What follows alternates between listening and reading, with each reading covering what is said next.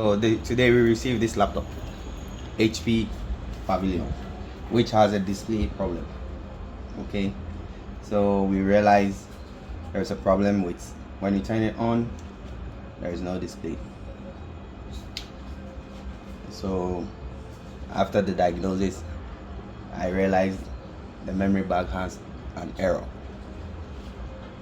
The memory bank is faulty, so we need to change it. So let me demonstrate how I figure out the memory bank was faulty. Okay, so we turn it off.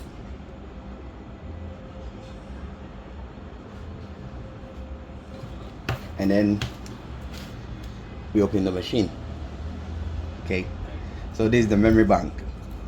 Normally these type of machines, when you don't have display, it's either your memory bank or your firmware is corrupt. Okay, so I'm gonna press on this memory and then turn on the machine. Wait for a while and see if you have display. So we have display.